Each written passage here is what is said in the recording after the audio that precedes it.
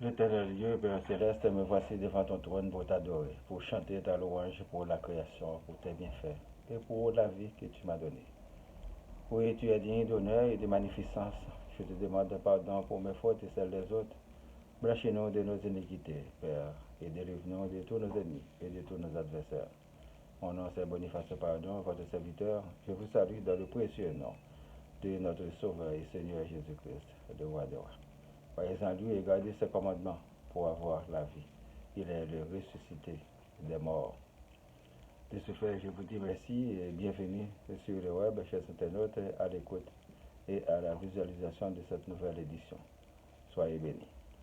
Le titre d'aujourd'hui, c'est Frappe le pasteur et que les brebis se dispersent. Zacharie chapitre 13 du verset 1er à 9. En ce jour-là, une source sera ouverte pour la maison de David et les habitants de Jérusalem pour les péchés et pour l'impureté. En ce jour-là, dit l'Éternel, les armées, j'exterminerai du pays les noms des idoles afin qu'on ne s'en souvienne plus. Je tirerai aussi du pays les prophètes et l'esprit d'impureté. Si quelqu'un prophétise encore, son pays et sa mère, son père et sa mère qui l'ont engendré, lui diront, tu ne vivras pas, car tu dis des mensonges au nom de l'Éternel, et son père et sa mère qui l'ont engendré le transperceront quand il prophétisera. En ce jour-là, les prophètes rougiront de leur vision quand ils prophétiseront, et ils ne revêtiront plus un manteau de poil pour mentir. Chacun d'eux dira, je ne suis pas prophète, je suis laboureur, car on m'a acheté de ma jeunesse. Et si on lui demande d'où viennent ces blessures que tu as aux mains, il répondra, c'est dans la maison de ceux qui m'aimaient que je les ai reçus. Et puis lève-toi sur mon pasteur et sur l'homme qui est mon compagnon, dit l'Éternel des armées. Frappe le pasteur et que les brebis se dispersent. Et je tournerai ma main vers les faibles. Dans tout le pays, dit l'Éternel, les 2 tiers seront exterminés, périront, et l'autre tiers restera. Je mettrai ce tiers dans le feu et je le purifierai comme on purifie l'argent. Je l'éprouverai comme on éprouve l'or. Il invoquera mon nom et je l'exaucerai. Je dirai, c'est mon peuple, et il dira, l'Éternel est mon Dieu. Pour la prédication. Mes bien-aimés dans le Seigneur, que la grâce et la paix de Dieu soient toujours avec vous. Nous sommes condamnés à vivre en société et de pratiquer la tolérance l'un envers l'autre. Qu'est-ce qu'on peut faire pour changer le monde? La mission est impossible pour l'homme et à chacun sa route dans la vie, mais il faut continuer à faire du bien. Selon le prophète Zacharie, il y a de l'espoir pour la ville de Jérusalem. Les noms des idoles seront exterminés. L'esprit d'impureté et les faux prophètes seront ôtés du pays. Ils ne seront plus là pour mentir au nom de l'Éternel. Il est à se demander pourquoi encore des idoles en plus grand nombre partout dans le monde, spécialement dans les pays sous-développés. L'ennemi est puissant et invisible. Il joue dans l'esprit des plus vénérables et naïfs. En d'autres termes, il manipule ses proies pour les détourner de leur vrai objectif. Où est passée notre enfance d'ange, très adorable et innocente? Pourquoi sommes-nous si méchants en grandissant? Nous ne réalisons pas que nous faisons tout ça pour rien.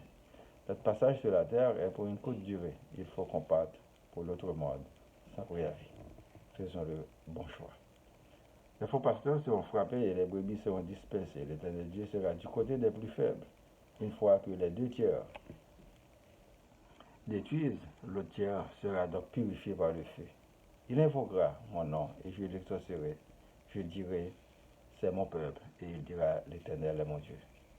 Il parle des élus de Dieu dans les lieux célestes, car sur la terre, il n'existe même pas une ville ou un quartier qui soit exempt de souillure. Par contre, ceux qui gardent la foi malgré les péripéties, les souffrances, les abus, les cruautés dans le monde, le Seigneur Dieu est à l'écoute et spirituellement nous vivons en lui. Le monde, les décideurs, les dirigeants du monde, semble-t-il, ne sont pas conscients de l'ampleur des menaces des groupes armés qui sont approvisionnés par le biais des grands fabricants d'armes dans le monde. Les deuils et les déplacements sont au quotidien. Et vous dites hypocritement mes condoléances à chaque seconde. Et les religions chantent des funérailles pour envoyer des âmes méchantes et criminelles au paradis à cause de billets. Cela reste une tradition de naïveté pour nous maintenir dans ce que nous sommes aujourd'hui. Il faut qu'on parle des vraies affaires. Un jour il fera jour, la vérité se dévoilera au grand jour quand l'heure aura sonné. Les fausses de religion qui nous donnent les faux prophètes subiront le même sort au jour du jugement. En attendant, il y aura des scandales à leur sujet. Les brebis sont dévorées par les loups sur le regard des faux pasteurs. Les vrais bergers, c'est Jésus de Nazareth. Peuple haïtien, avez-vous des dirigeants ou des pilleurs? Nous vous souhaitons l'ouverture des yeux pour un demain meilleur. C'est possible avec l'aide de Dieu.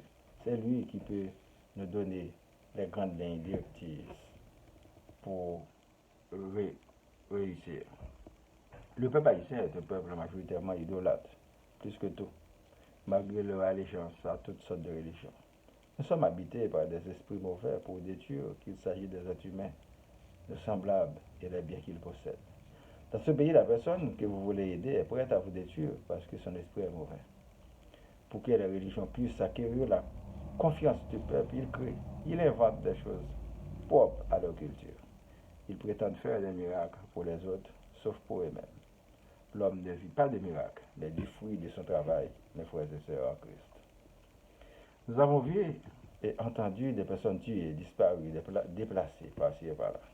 C'est le résultat des décisions malhonnêtes de nos dirigeants passés et présents. Autant qu'ils sont au poste, autant que la population connaîtra des jours sombres. Nous sommes tous des victimes de ces bourreaux, et ceux-ci, des Haïtiens comme des étrangers. Il ne faut pas oublier que l'homme tue même son fabricant. Et le fait de porter une arme ou des armes ne garantit pas toujours votre sécurité.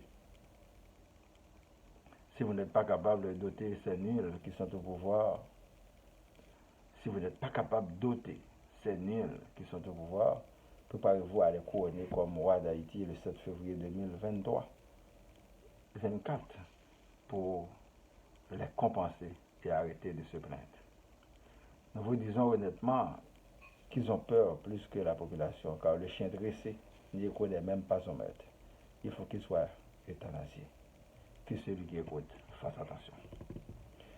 Nous demandons à notre Dieu de nous délivrer de tous nos ennemis et de tous nos adversaires, que le Seigneur et Jésus nous sauve, que l'Esprit Saint nous guide de chemin.